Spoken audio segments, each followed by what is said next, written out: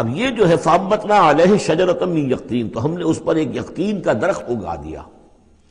اس کی مجھے اس سے پہلے کئی تفاسیر میں تو نہیں ملی ہے بات، لیکن ہمارے ہاں ایک صاحب یہی کراچی میں ان کا انتقال ہوا چند سال پہلے، احمد الدین مارہروی،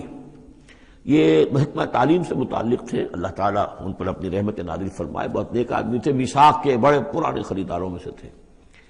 تو وہ محکمہ تعلیم میں کبھی رہے ہیں مکران کے علاقے میں، ان کا وہاں ایک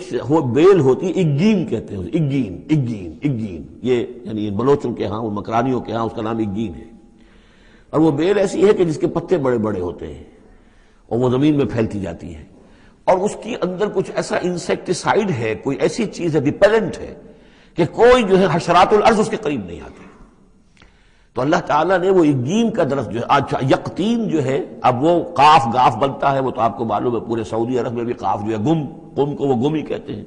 تو یقطین سے یقین سے اگین وہ بن گیا ہوگا، تو وہ اب بھی موجود ہے، وہ پودا وہ ایک بیل کی طرح پھیلتا ہے، اور اس کا جو ایک جو ہے جیسے ہمارے یہاں گھیا ہوتا ہے، گول گھیا، اس قسم کا اس کا پھل ہوتا ہے، بہت میٹھا،